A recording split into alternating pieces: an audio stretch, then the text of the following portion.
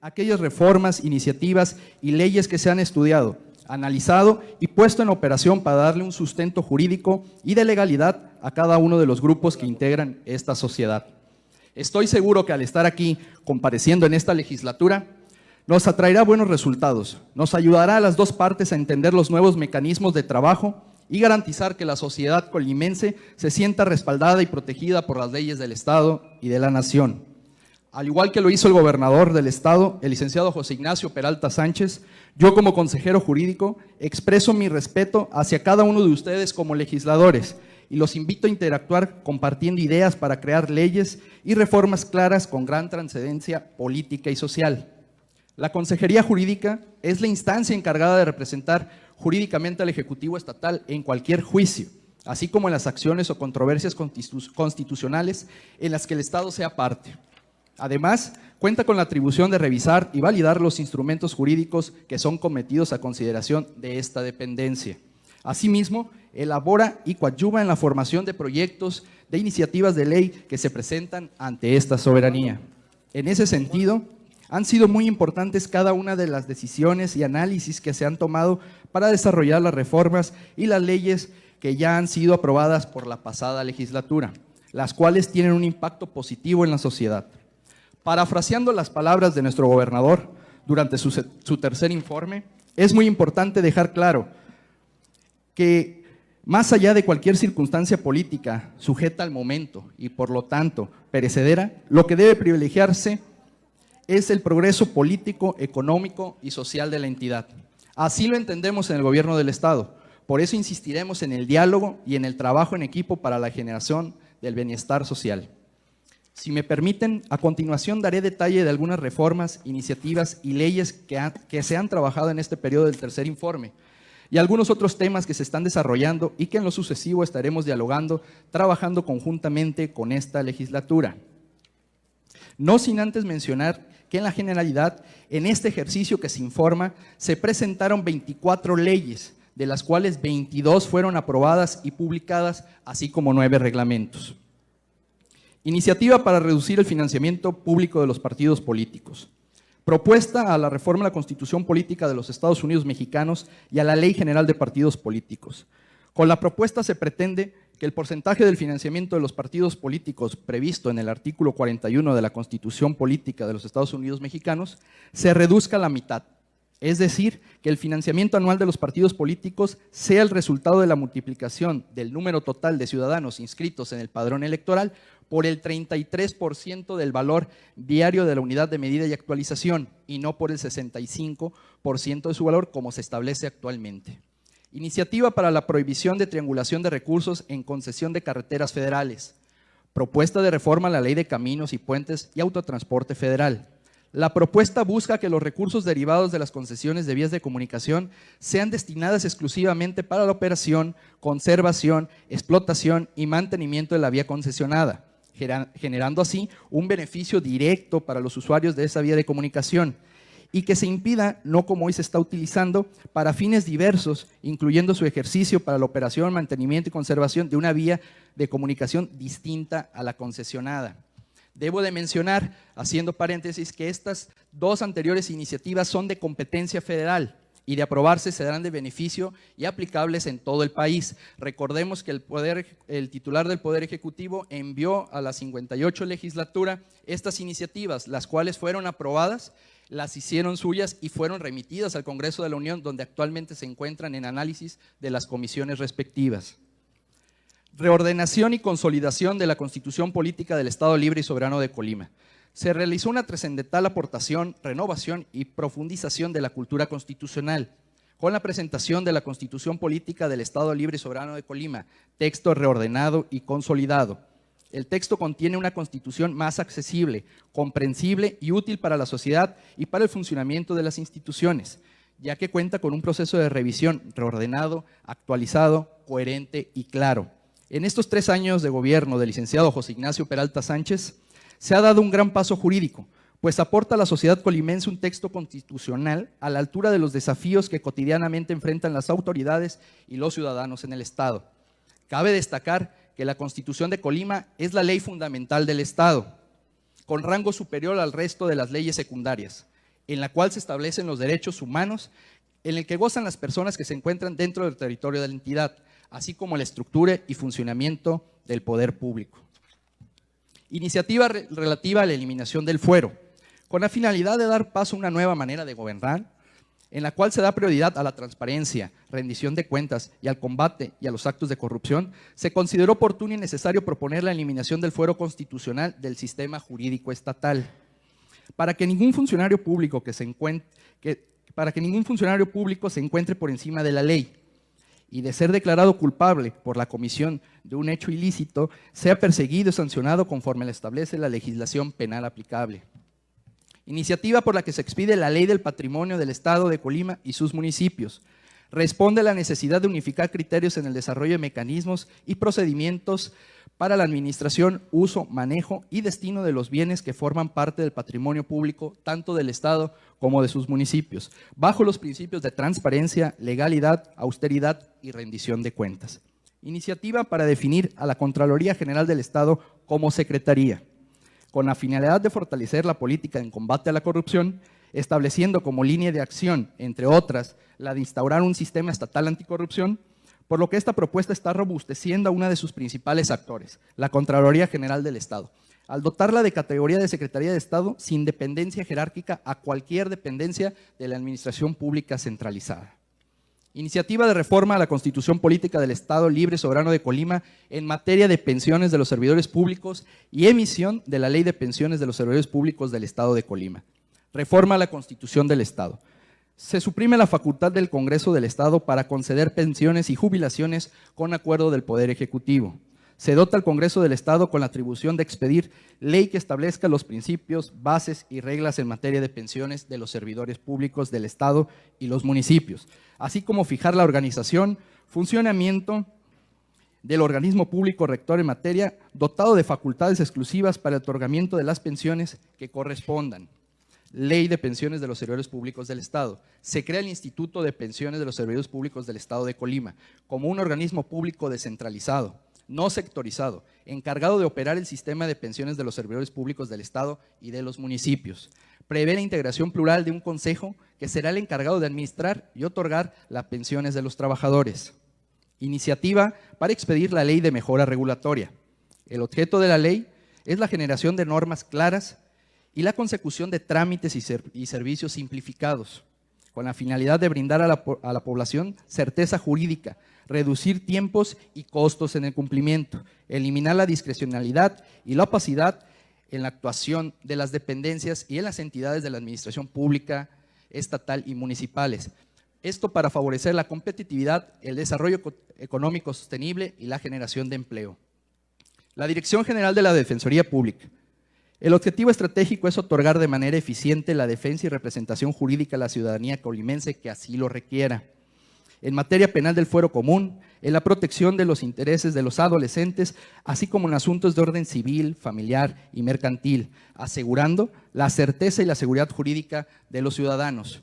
De octubre del 2017 al mes de agosto del 2018, la Dirección General de la Defensoría Pública atendió 13,165 asuntos, de los cuales 7,392 corresponden en materia civil, familiar y mercantil, y 5,773 en materia penal.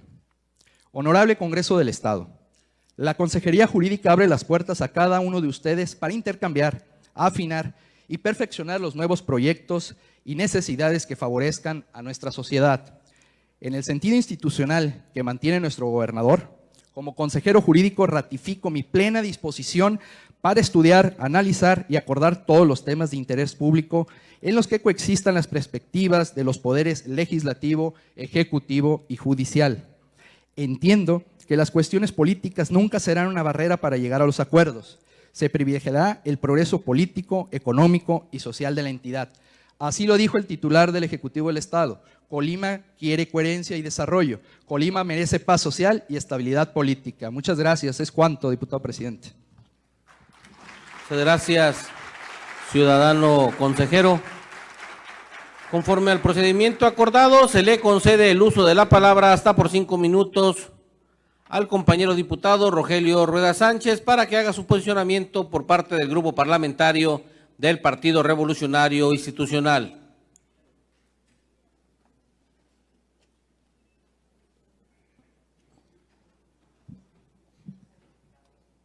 la venia de la presidencia. Adelante. Bienvenido, consejero.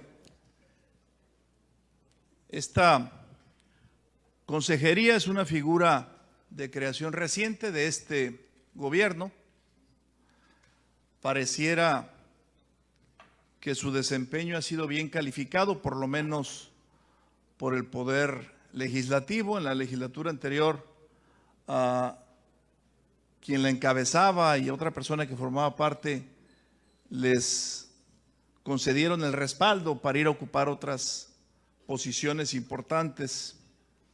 Ahora está a su cargo, consejero, y quisiera, aunque no fuese usted el titular en los años anteriores, pero seguramente conoce lo ocurrido, y lo que quisiera es que nos compartiera usted cuál es su concepto en cuanto a la operatividad de la división de poderes. En esta tribuna se ha afirmado que la consejería elaboraba los dictámenes que se sometían aquí al Pleno. Quisiera pedirle que nos pueda compartir la información o su punto de vista de cómo deberá ser esta interacción entre los poderes a partir de eso que se ha afirmado aquí en esta tribuna. Otro punto que ha sido planteado también aquí, que ha sido controvertido, es en relación precisamente a esta reordenación y consolidación del texto de nuestra Constitución. En ese sentido se ha planteado que no debió hacerse, que no se tienen facultades, que no se convocó a un constituyente, sino que tenemos solamente las facultades del constituyente permanente con este Congreso y los ayuntamientos. Y quisiera conocer cuál sería la fundamentación de las acciones que, impulsadas por el gobernador y validadas, confirmados en esa intención por el constituyente permanente, este Congreso en la legislatura anterior y los ayuntamientos, propiciaron que tengamos ahora este nuevo texto constitucional. Incluso también preguntar por qué se contrató al Instituto de Investigaciones Jurídicas de la UNAM y no a los académicos de la Universidad de Colima. No tengo nada en contra de la UNAM, se preparan buenos abogados allá, pero creo que también tenemos aquí buenos abogados en la Universidad de Colima, no hay que demeritarlos. Quisiera conocer los porqués de esta decisión. Por otra parte, también en la comparecencia del gobernador y posteriormente en la del secretario de Turismo, reiterado también con menos énfasis, pero también tratado en la comparecencia del secretario de Fomento Económico, se habló de algunos proyectos que en Manzanillo particularmente, por ejemplo, de una plaza con una rueda de la fortuna muy alta o un acuario, que son inversiones anunciadas de particulares, convenidas con el gobierno del estado, donde el gobierno también compromete respaldo a estas inversiones, y sin embargo se dice que han sido decisiones de particulares dejar de realizar estas inversiones. Se han cambiado las circunstancias, lo que haya sido. Mi pregunta es, ¿ha revisado ya la consejería estos temas? ¿Habrá acciones legales en contra de esos particulares por no haber cumplido con su compromiso de invertir y desarrollar estos proyectos? ¿Qué nos puede compartir al respecto? Y finalmente, otro aspecto que también ha sido motivo de algunas polémicas. Se adquirió el inmueble de La Campana. Es un proyecto que no discuto desde el punto de vista del beneficio que para los colimenses puede tener, diversos beneficios que nos puede aportar. Pero la pregunta es desde el punto de vista de la competencia de la dependencia a su cargo. porque se ha planteado que hay problemas legales con la propiedad, que hay una disputa ahí entre quien firmó el contrato de compraventa con el gobierno y algunos otros particulares que disputan también derechos sobre esa propiedad. Lo que quiero conocer es, desde la experiencia de la consejería, desde el trabajo de la consejería, ¿cómo fue que llegaron a la conclusión de que fuera viable adquirir ese inmueble en los términos en que se adquirió, a pesar de los problemas legales que se han hecho públicos? Por su respuesta, muchas gracias. Gracias, compañero diputado. Tiene el uso de la palabra hasta por 5 minutos el ciudadano consejero para que dé respuesta al posicionamiento realizado por el compañero diputado Rogelio Rueda Sánchez, del Grupo Parlamentario del Partido Revolucionario Institucional. Gracias, presidente. Trataré de dar puntual respuesta a los cuestionamientos realizados por el diputado Rogelio Rueda. Primeramente, me preguntan, desde mi opinión personal, claro que creemos en la división de poderes, está en la Constitución y creemos firmemente en las atribuciones que tiene y el trabajo que tiene cada poder en el Estado. Asimismo, sobre los dictámenes que, por sus palabras, menciona que aquí en esta tribuna se ha mencionado que hacíamos en la consejería, yo creo que el concepto es equivocado, o la visión. Nosotros siempre nos coordinábamos para trabajar no solo con la anterior legislatura, sino también estamos en toda la disposición de trabajar con ustedes, en coordinación. Para eso son las comisiones, donde llegan las iniciativas de ley que manda el Ejecutivo o las propias iniciativas que ustedes como legisladores proponen. El sentido de todo esto es enriquecer dichas iniciativas y poder al final concluir en una mejor ley que beneficie a la sociedad.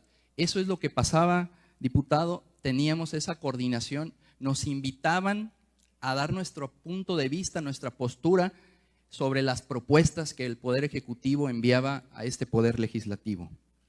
En cuanto a la Constitución, la reordenación y la consolidación, debo comentar que no comparto de todo el criterio legal, ya que la propia Constitución en su artículo 129 establece la facultad de reformar y adicionar la Constitución. Nosotros creemos que el proceso legislativo de expedición, que fue el decreto 439, fue el correcto, ya que se aprobó por el Poder Constituyente Permanente, es decir, los diputados y los ayuntamientos. Debo de comentar que no se abrogó la Constitución aprobada o promulgada más bien en noviembre de 1917, porque no existe la facultad jurídica para hacerlo. Y si lo hiciéramos así, atentaríamos contra la inviolabilidad de la propia Constitución. El decreto 439, o la reordenación y consolidación de la Constitución del Estado, significó una reforma integral y de forma, no de fondo, al texto constitucional promulgado en 1917, por lo que no se abrogó, sino que lo sustituyó, debiéndose entender que existe solo una Constitución, la aprobada en el referido decreto, y por lo tanto no existe desde nuestro punto de vista una incertidumbre jurídica al respecto. Un ejemplo muy claro, cuando reforman algún artículo, por poner un ejemplo, el numeral 43, no quiere decir que el numeral 43 dejó de existir, sino simplemente se actualizó. En el tema, y siguiendo con las preguntas, el de por qué se contrató a la UNAM, en el tema de la Constitución reordenada y consolidada, fue una mejor perspectiva que se le quería dar a este texto constitucional, ya que existían, como ustedes o muchos de ustedes saben, pues varios reformas que se le venían haciendo a los numerales, y esto mencionaba que incluso habría unas palabras que muchos de nosotros hemos visto como derogados, algunas situaciones que se venían dejando, errores de dedo, etcétera. Lo que se hizo con este trabajo, con el Instituto de Investigaciones Jurídicas de la UNAM, fue darle un sentido, un acomodo, si me dejan expresarme de esta manera, más claro, para que cualquier persona que lo utiliza, los litigantes, los propios poderes del Estado, pues fuera más fácil ubicar y llegar a esos preceptos constitucionales. ¿Por qué la UNAM y no la Universidad de Colima, que también comparto su punto de vista, que tiene, obviamente, han egresado de ahí varios abogados. Yo soy egresado de la Universidad de Colima. Eso, el profesionalismo y la capacidad de las personas que egresan de ahí, claro que está aprobada. El tema fue un poco más normal. Se decidió que fuera la UNAM, su Instituto de Investigaciones Jurídicas, porque ellos teníamos conocimiento que ya tienen un trabajo previo que hicieron de reordenación y consolidación de la Constitución Federal. Teniendo en cuenta que ellos ya habían hecho ese trabajo, ese análisis, es que nosotros decidimos ponernos en contacto con ellos para poder elaborar la de la Constitución local. Los proyectos de Manzanillo, de la Rueda de la Fortuna, el Muelle de Pescadores, el tema, como usted bien dice, ya lo manejó el secretario de Turismo, es un tema que por cuestión de los particulares ya no hubo inversión, no pudieron cumplir con lo que ellos se habían comprometido en el contrato. La instrucción inmediatamente que nos comunicaron que no se iban a poder cumplir, la instrucción del Ejecutivo del Estado fue inmediatamente rescindir esos contratos de la manera legal. Ya lo dijo aquí el secretario de Turismo. Están ellos también en la voluntad de poder rescindir con los contratos. Los estudiaremos para ver que no haya ningún tema ahí de afectación hacia el Estado, y claro que haremos todos los instrumentos legales necesarios para que se rescindan estos contratos a la brevedad. El tema del inmueble de la Campana, que es la última pregunta o cuestionamiento, debo comentarle que nosotros, por escritos que nos han mandado oficios, los juzgados federales, tenemos conocimiento que existe un problema entre particulares. Pero el caso concreto que me pregunta por qué nosotros asesoramos como Consejería Jurídica que si era viable la compra de este terreno, es porque nosotros hicimos los análisis. Se preguntó en el Instituto del Territorio del Estado, no había ninguna anotación marginal, no había ninguna adendo, no había ningún embargo en la propiedad, en el 100% de la propiedad, y las personas o la inmobiliaria con la que se llevó a cabo la compra demostró, acreditó con todos los documentos necesarios ser el dueño 100% de los terrenos, los cuales también nosotros, este contrato de compraventa se llevó ante la notaría número 2 de aquí del municipio de Colima, en la cual también es una de sus obligaciones de los notarios poder revisar que todo esté apegado a la legalidad. Por lo tanto, creemos que no hay ninguna incertidumbre y contamos hoy en día con el 100% de la posesión y propiedad de los terrenos de la Campana. Muchas gracias, ciudadano consejero. Tiene el uso de la palabra, está por 3 minutos el compañero diputado Rogelio Rueda Sánchez para que pueda hacer uso de su primer réplica de parte del Grupo Parlamentario del Partido Revolucionario Institucional. Gracias, presidente. Más que réplica, Adelante. una precisión. Aprecio que esa sea la disposición de la Consejería para el trabajo del Poder Legislativo. Cuando alguna comisión considere, si lo llega a considerar, que valga la pena una reunión para poder abundar en una iniciativa del Ejecutivo, para poder conocer con mayor profundidad o para esclarecer algún aspecto de una iniciativa, seguramente podrán ser invitados a los trabajos de la comisión, como podremos seguramente invitar a otros actores de la sociedad a que enriquezcan el planteamiento, a que conozcamos con mayor precisión los alcances de una iniciativa o de un dictamen que se esté construyendo. En ese entendido, a invitación del legislativo seguramente podrían participar, pero sin duda alguna del trabajo del Poder Legislativo en comisiones y con mucha mayor razón aquí en el Pleno, somos responsables los 25 diputados que integramos este Congreso. Muchas gracias por esa disposición. Muchas gracias, compañero diputado. Tiene el uso de la palabra hasta por 3 minutos el ciudadano consejero para que respuesta al comentario o réplica del compañero diputado Rogelio Rueda Sánchez del Grupo Parlamentario del Partido Revolucionario Institucional. Gracias, presidente. Adelante. Más que dar respuesta, de igual manera, decirlo que con la división de poderes y con el respeto a esta soberanía, estamos y cuentan con total disposición de la Consejería Jurídica para dialogar, coordinarnos, si ustedes así lo creen convenientes, en cualquier iniciativa de ley en la que ocupemos el punto de vista tanto del Poder Ejecutivo como del Legislativo. Sé que esta es la mejor manera de llegar a que estas leyes ya aprobadas una vez que ustedes así lo decidan, pues sean de mayor beneficio a la sociedad. Le agradezco mucho, diputado. Gracias. Gracias, ciudadano consejero. Le pregunto al compañero Rogelio si va a hacer uso de la réplica. Gracias, compañero. Para continuar, se le concede el uso de la palabra hasta por 5 minutos al diputado y compañero Fernando Antero Valle para que haga su posicionamiento por parte del grupo parlamentario del Partido Acción Nacional.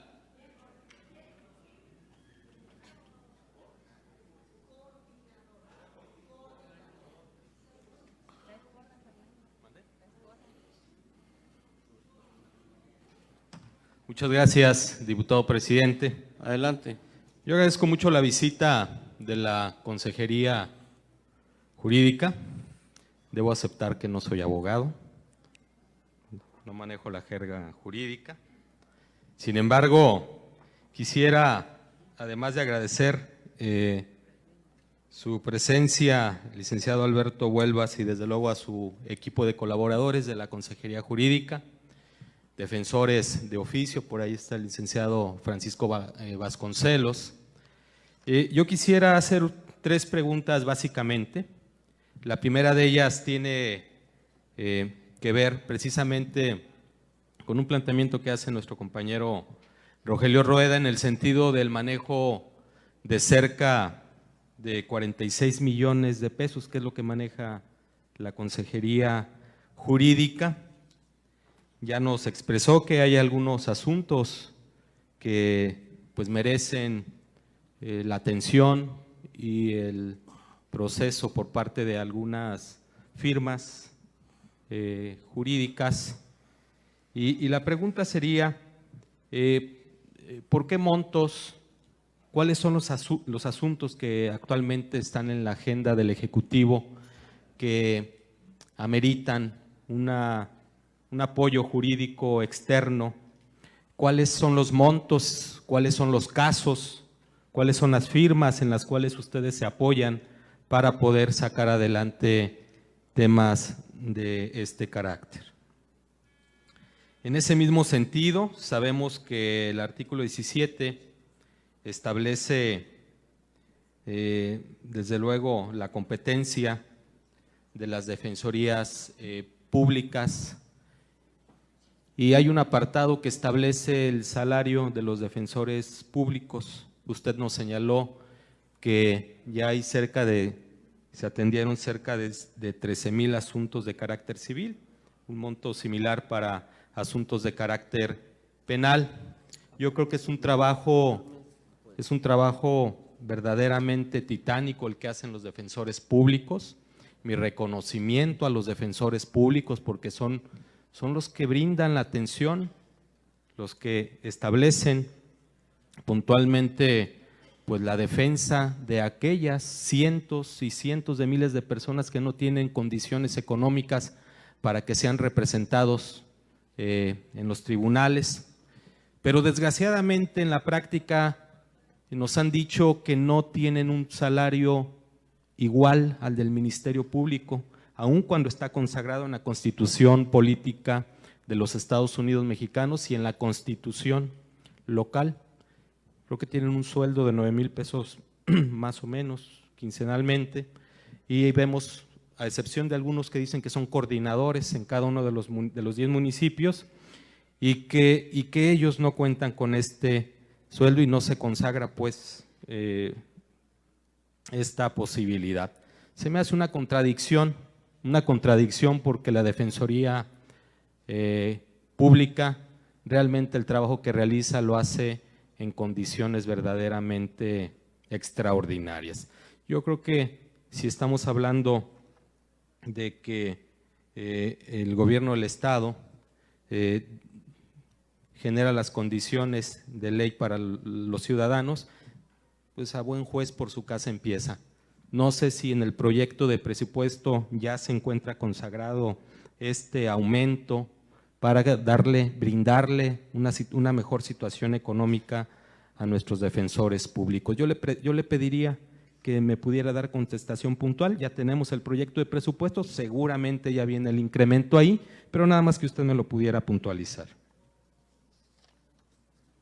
En tercer término, solicitarle que nos pudiera, licenciado Luis Alberto Huelvas, dar un detalle de la numeralia que guarda la reglamentación a la legislación vigente. Sabemos que el Congreso del Estado, pues dictaminamos leyes, sabemos que el Ejecutivo del Estado por su conducto también es un oferente de leyes, pero estas leyes generales, si no cuentan con un reglamento respectivo, difícilmente pueden traducirse en políticas públicas, difícilmente pueden llegar a buen camino para eficientar el beneficio de la colectividad. Se hablan de porcentajes importantes, muy importantes, que adolecen de los reglamentos respectivos, las leyes generales, pero no tenemos la numeralia precisa y concreta para saber a ciencia cierta qué es lo que está pasando con los reglamentos respectivos de las leyes que se generan. Y creo que eso es, como dicen los abogados, es nugatorio en detrimento de la sociedad, puesto que podemos estar haciendo leyes, pero no le podemos dar vigencia o traducirla en política pública en bien de los ciudadanos. Nada más que nos pudiera compartir esa información, le agradecería mucho.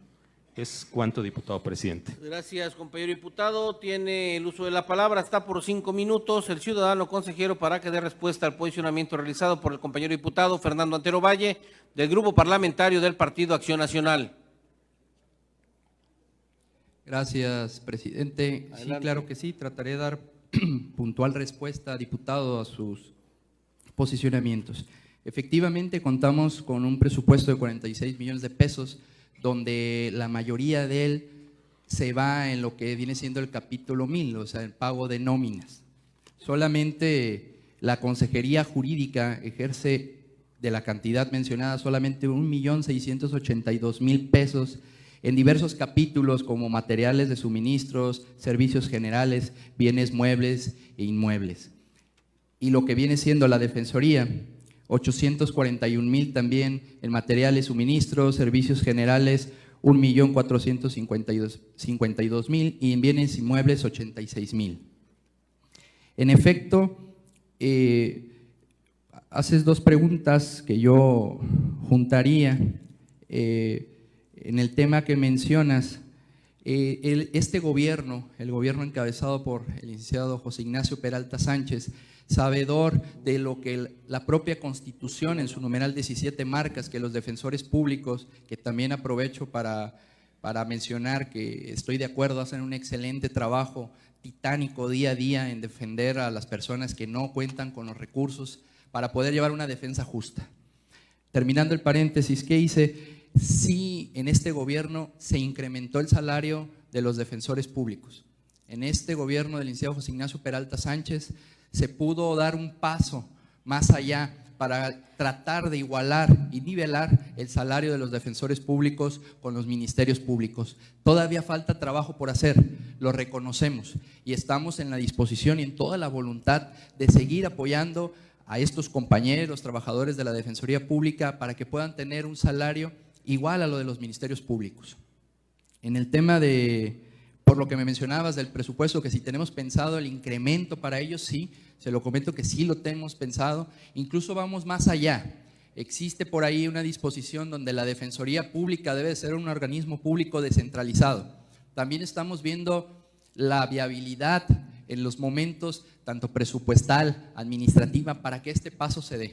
Creo que son los temas que faltan impulsar más y concuerdo con usted, diputado, son necesarios para un buen desempeño de la Defensoría Pública.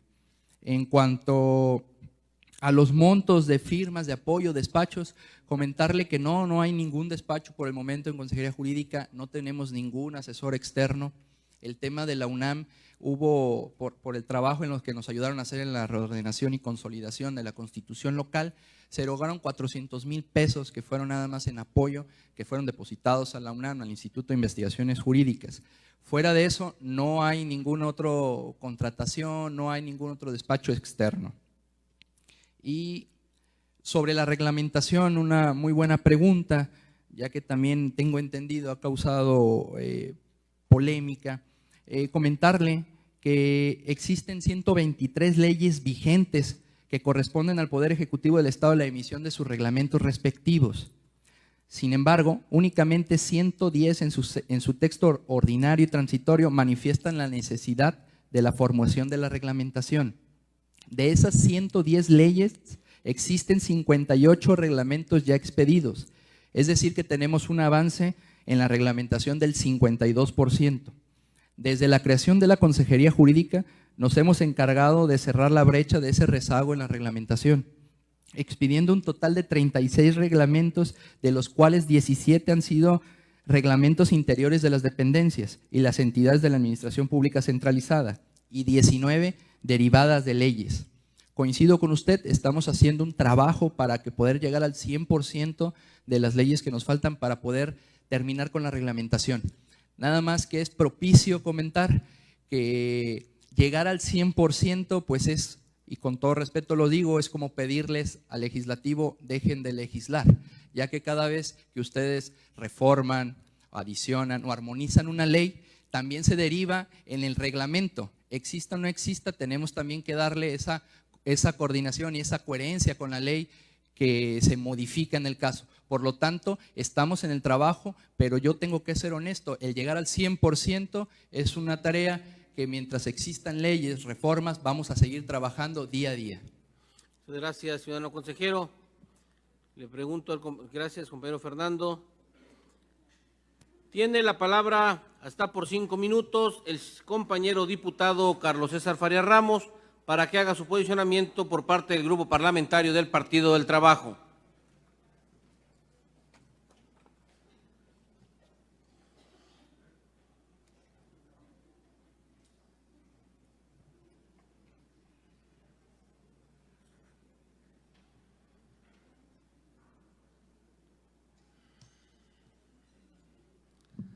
Con la venia de la presidencia, con todo respeto Adelante, compañero. a los compañeros diputados, a todos los presentes, en especial al colega abogado y consejero jurídico del Gobierno del Estado. Bienvenido, colega. Seré muy breve. Tengo una duda, licenciado Luis Alberto. La Constitución de 1917, publicada los días 20, 27 de octubre, 3, 10 y 17 de noviembre de 1917, usted dijo que no se abrogó.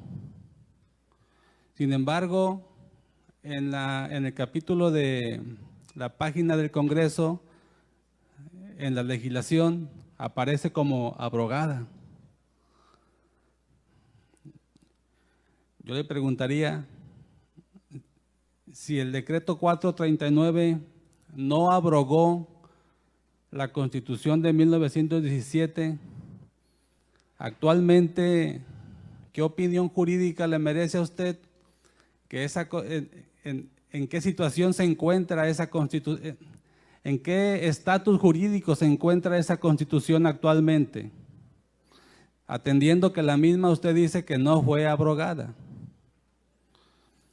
Tengo otra pregunta, consejero. ¿Qué significa reordenada? ¿Cuál es el concepto? ¿Cuál es su significado? También, ¿qué significa consolidada? Por esas respuestas que usted me pueda dar, se los voy a agradecer. Previo a bajar de esta tribuna, quiero decirles a los compañeros abogados, yo soy abogado, conozco el trabajo de la Defensoría Pública, es intenso, muy fuerte, falta personal, les falta un mejor salario, son muy profesionales, los conozco a todos prácticamente personalmente, y les puedo decir ahorita que estamos analizando el presupuesto de egresos 2019 y que ustedes van a ver una mejora en sus salarios. Es un compromiso de esta soberanía legislativa. Lo van a ver. Por sus respuestas, consejero, Muchas gracias. Es cuanto. Muchas gracias, compañero diputado. Tiene el uso de la palabra hasta por 5 minutos. El ciudadano consejero, para que dé respuesta al posicionamiento del compañero diputado, Carlos César Faría Ramos, del Grupo Parlamentario del Partido del Trabajo. Gracias, diputado. Primeramente me referiré al último comentario que hizo el diputado Carlos César. Estoy totalmente de acuerdo con usted, lo mencioné, debemos de ayudar y apoyar en lo que se merecen los defensores públicos por el trabajo que día a día desempeñan.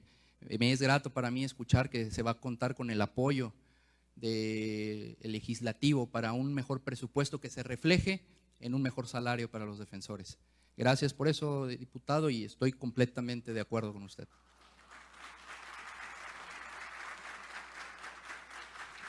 El tema de que en la página del Congreso del Estado aparece como abrogada, probablemente se deba a un error técnico pues de la página del Congreso, el cual yo no soy responsable y no tengo acceso a ella.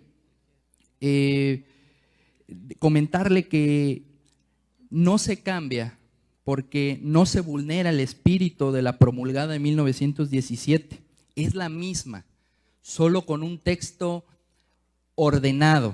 Y ahí voy a las preguntas que me realizaba: ¿qué significa reordenada y consolidada?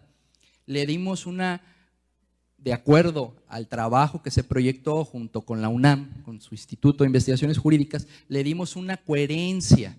No es que hayamos decidido quitar algún precepto constitucional o cambiarle la literalidad de las palabras, sino simplemente le dimos un ordenamiento para que fuera más clara, para poder ser más accesible o más comprensible, sin modificar el lenguaje jurídico ahí expresado, o sobre todo lo que significa o lo que quiere decir cada artículo. Eso es el ordenamiento que le dimos. A quitar esas en el argot, y colega, gracias por comentarlo así, sé que eres abogado, en el argot sabemos que hay veces muchas tachaduras, lagunas o enmiendas que le ponen errores. Eso fue lo que se limpió, lo que se trabajó y se analizó. Pero en ningún momento, y comparto ese criterio, no teníamos ninguna facultad de ser un constituyente para cambiar la Constitución en sí. Solamente, y por eso terminaría, se reordena y se consolida. ¿Por qué se consolida? Que sería el último análisis tal vez o precepto que tendría que precisar. Porque al darle una coherencia, darle una claridad, hacerla más limpia, pues creemos que es más sólida en su entendimiento y en su impacto y comprensión, sobre todo en la sociedad, no solo en los abogados. Muchas gracias, ciudadano consejero. Le pregunto al compañero diputado Carlos César Faría Ramos si va a hacer uso de su réplica. Adelante, compañero, hasta por 3 minutos. Tiene derecho a una réplica por parte del Grupo Parlamentario del Partido del Trabajo.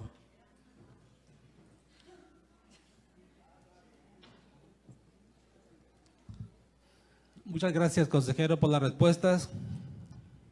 Permítame decir que si la Constitución de 1917 no está abrogada, es evidente entonces que se encuentra vigente. Entonces tenemos 2 constituciones, la de 1917 y la que generó el decreto 439 del 27 de diciembre del 2017. 2 constituciones, es algo muy grave, a juicio del suscrito. También, consejero, con todo respeto, refiere que no se cambió la literalidad del contenido del debate parlamentario constitucional logrado por más de 100 años, de 1917 al 2017. En agosto de 2017, el gobierno del estado de Colima hizo una edición especial de la Constitución. Pocos meses, de agosto a diciembre, hicieron una nueva Constitución y permíteme decir, consejero, y a todos mis compañeros diputados, que contrario a lo que se dice que no se cambió la letra del debate parlamentario, en efecto sí está cambiada. se afectó la gramática del debate parlamentario y se afectó la sintaxis del debate parlamentario. No solamente se reordenó o sino que se afectó el texto y la sintaxis. De un profundo análisis se advierte que prácticamente todos los artículos están cambiados en su sintaxis. Su espíritu fue cambiado. Cada palabra, cada coma de la letra constitucional, nuestro máximo ordenamiento legal fundamental que rige lo social y político del Estado, se alteró por la UNAM. Yo me pregunto, consejero, ¿quién es la UNAM para venir a afectar nuestro máximo ordenamiento legal del Estado de Colima? Pido orden, por favor, compañeros diputados. Favor de guardar compostura. Yo le pregunto, consejero, ¿la UNAM tiene facultades para modificar nuestra Constitución? Obviamente no. Es nuestro máximo ordenamiento legal. Hoy tenemos dos constituciones. Me permito leer el artículo 129 de la Constitución, que también está vigente, nos lo acaba de decir el consejero. No fue abrogada, está vigente. El Estado no reconoce más ley fundamental para su gobierno interior que la presente Constitución, y nadie puede dispensar su observancia. Cuando por algún trastorno público se interrumpa la observancia de la Constitución y se estableciera un gobierno contrario a los principios que ella sanciona, luego que el pueblo recobre su soberanía, volverá a ser acatada, y con sujeción a la misma y a las leyes que ella emanen, serán juzgados todos los que lo hubieran infringido. La propia Constitución solamente admite una forma, un mecanismo para ser modificada, y es la reforma constitucional. Afectaron nuestro máximo ordenamiento legal. No es peccata minuta. No es cosa pequeña, abogados. Es la ley fundamental de donde emanan todas las leyes. En efecto, no se puede abrogar. No se abrogó. Aún existe esa Constitución. Somos una pifia jurídica en la República. Somos el único Estado que tiene dos constituciones. Consejero,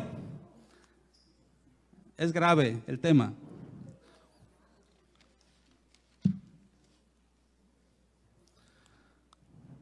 Es grave el tema, consejero. Se violó la Constitución, se violó el artículo 129. El artículo 130 dice, esta Constitución puede ser adicionada o reformada únicamente, no consolidada ni reordenada. No existen esos conceptos en la Constitución. Existe ya en esta soberanía una iniciativa de ley para abrogar el decreto 439. Está en estudio. Yo les puedo asegurar que vamos a recuperar nuestra ley fundamental de 1917. Nuestro máximo ordenamiento legal. ¿Es cuánto? Gracias, compañero diputado. Tiene el uso de la palabra. Está por 3 minutos el ciudadano consejero para que dé respuesta a la réplica formulada por el compañero diputado Carlos César Farías Ramos, del Grupo Parlamentario del Partido del Trabajo. Gracias. Mencionó la palabra pifia. Creo que lo que escuchamos pues se acerca mucho a ello. Yo con mucho respeto mencionaré que no se comparte su criterio jurídico. Usted mismo dio algunos preceptos legales que permiten a la Constitución reformar o adicionar algunos artículos. Yo le preguntaría, ese es el trabajo del constituyente permanente. ¿Un artículo de la Constitución lo puede usted modificar? ¿Sí o no? La respuesta es sí. El tema no se promulga, la promulgada de 1917 en ningún momento se abroga o se cambia el texto constitucional. Voy a tratar de ser más sencillo en mis palabras. Reordenación, reubicar las disposiciones constitucionales en el articulado, apartado o fracción, para que sea o resulte más conveniente desde el punto de vista sistemático, laico y de redacción. Consolidación, mejoramiento de la redacción y puntualización, mayúsculas, minúsculas, síntesis. Las palabras que mencionas de reordenación y consolidación es gramática, es meramente gramatical, que su significado los acabo de exponer. El que comparta usted que tiene una iniciativa en la que pretende abrogar, pues eso sí sería una pifia jurídica, porque abrogaríamos primero, y con mucho respeto lo digo, no se cuenta ni el Poder Ejecutivo ni el Legislativo, porque usted bien explicó que marca nuestra propia Constitución procesos para abrogar una Constitución. Al abrogarla, abrogaríamos la única Constitución que hay.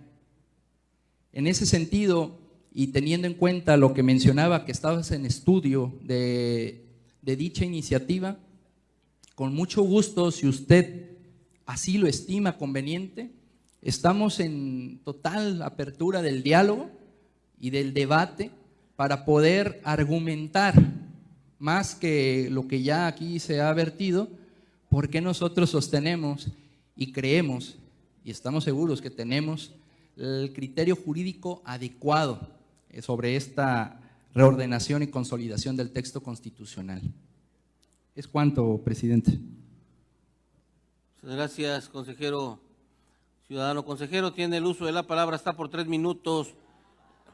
Les pido, compañeros, con postura y respeto al compareciente y al compañero diputado que está haciendo uso de la tribuna. Tiene el uso de la palabra, hasta por 3 minutos, el compañero diputado Carlos César Farías Ramos, del Grupo Parlamentario del Partido del Trabajo. Muchas gracias, presidente. Adelante, compañero. Únicamente una pregunta, consejero. Por todo lo expuesto, me parece que es claro que su criterio indica que ambas constituciones están vigentes. ¿Es correcto mi interpretación? O sea, ambas constituciones están vigentes. Por la respuesta dada a este interrogante, muchas gracias. Es cuanto. Muchas gracias, compañero diputado. Tiene el uso de la palabra, está por 3 minutos el ciudadano consejero para que dé respuesta a la réplica formulada por el compañero diputado Carlos César Farías Ramos del Grupo Parlamentario del Partido del Trabajo. Gracias, diputado presidente. Adelante. Dando puntual respuesta, yo nunca mencioné que ambas constituciones están vigentes. Nunca lo mencioné. La única texto constitucional que está vigente y nos rige es el texto reordenado y consolidado, que ya expliqué, no se toca el espíritu de la promulgada de 1917. En tus argumentos, diputado, mencionas que porque se cambiaron algunas cuestiones de redacción gramatical en comas, a lo mejor en un lugar mal adecuado, en puntuaciones. Eso es la reordenación y consolidación. Se limpió. Para nada, en ningún momento, y lo quiero dejar muy claro en esta tribuna, se tocó el espíritu del constituyente y mucho menos se modificó alguna palabra que estuviera en la promulgada de 1917. No hay palabras que se hayan quitado, no tenemos esa facultad. Simplemente se le dio claridad, se le dio coherencia, como ya lo expliqué. Es cuanto, diputado presidente. Gracias, ciudadano consejero. Para continuar, se le concede el uso de la palabra, hasta por 5 minutos, a la compañera diputada Jazmín García, para que dé su posicionamiento por parte del Grupo Parlamentario de Morena. Jazmín García Ramírez. Gracias. Adelante, compañera. Con su permiso, sean bienvenidos todos y todas ustedes, compañeros diputados, público en general, medios de comunicación. El día de hoy en esta tribuna tenemos al consejero jurídico del Poder Ejecutivo, licenciado Luis Alberto Buelvas Preciado, colega de su servidora, gran amigo y compañero. Pero el día de hoy, como licenciados en Derecho que somos, sabemos todos los presentes que no siempre se nos hace caso en caso de consejo y que precisamente para evitar la falta de seguimiento a una recomendación, como vulgarmente se dice, nos curamos en salud con un documento. Me parece, compañeras y compañeros diputados, no solamente grave, sino lamentable que quien jurídicamente se supone conoce o debiera conocer más de las leyes en el actual gabinete del Ejecutivo desconozca y no supervise a fondo la dependencia de la cual es titular.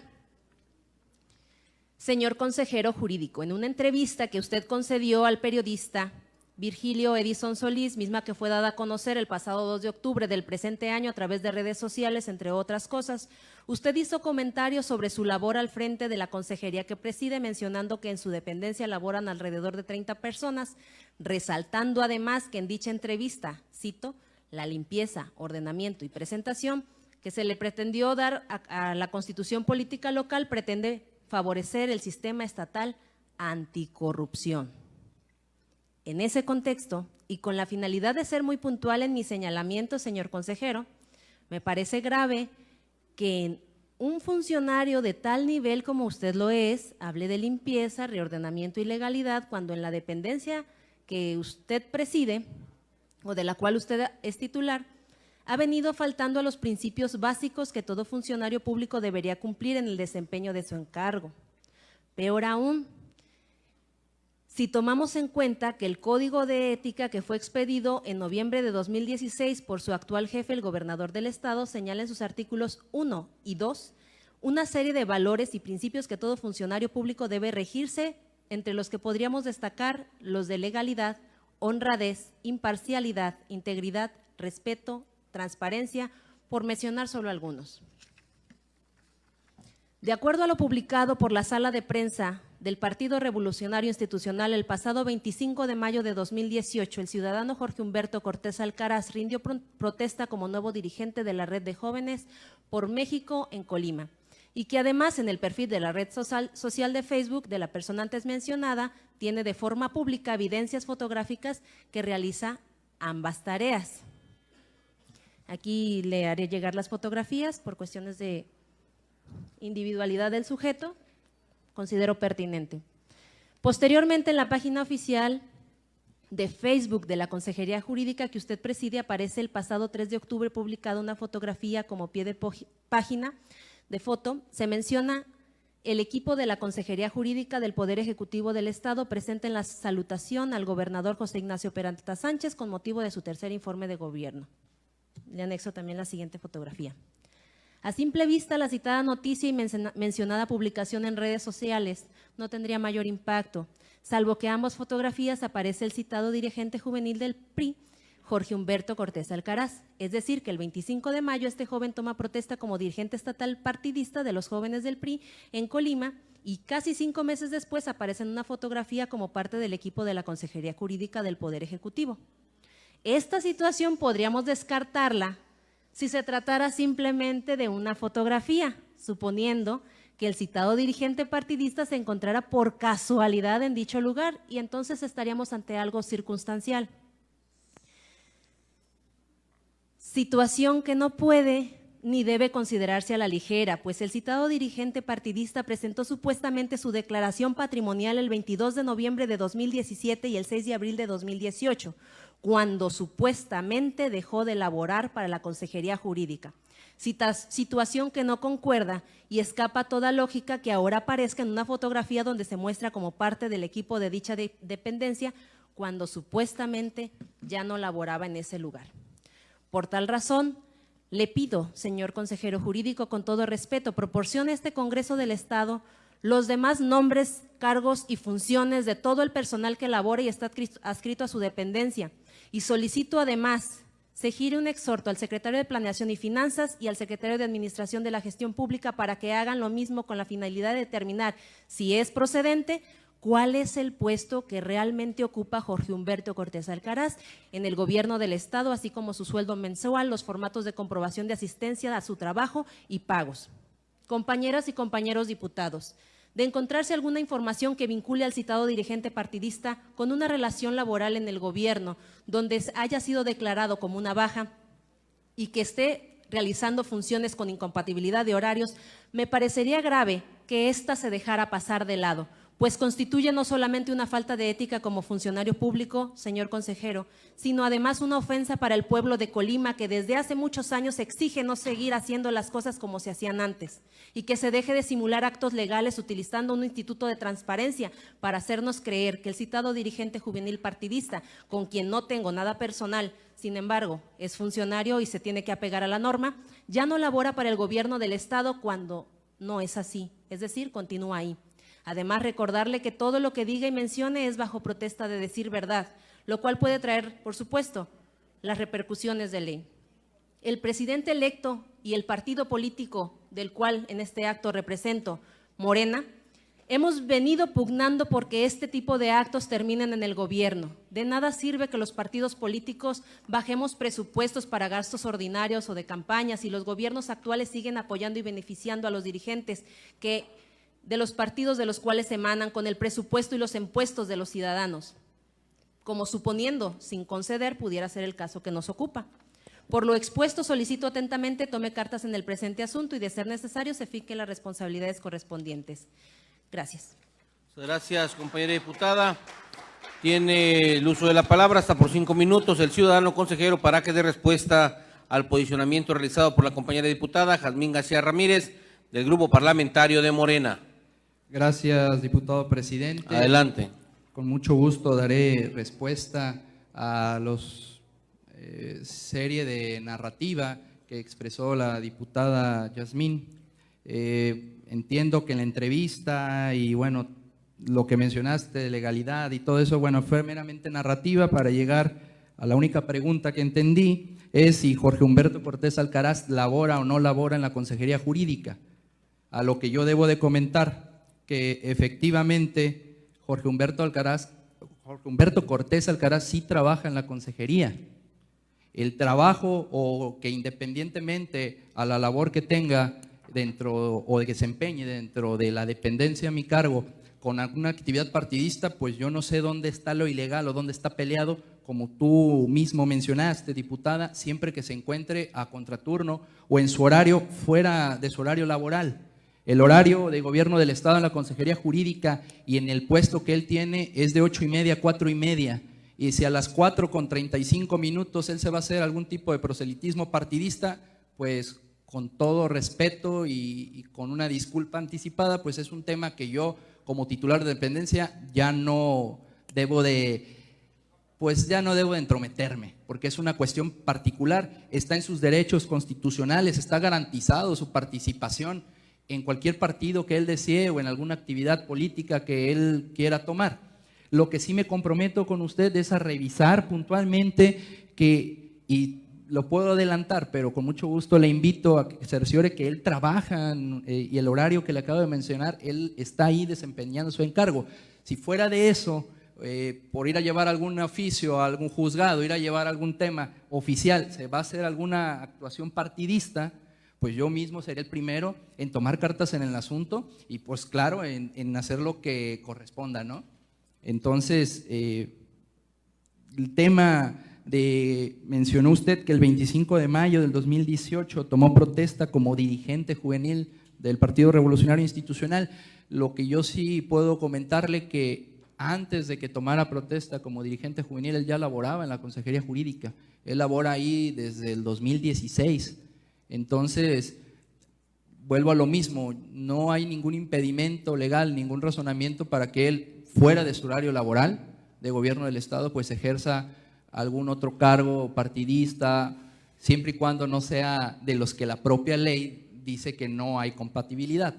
Entonces, con mucho gusto voy a revisar las pruebas que usted aquí me está dejando y vamos a tomar cartas en el asunto si fuese así necesario, diputada. Gracias, ciudadano consejero. Tiene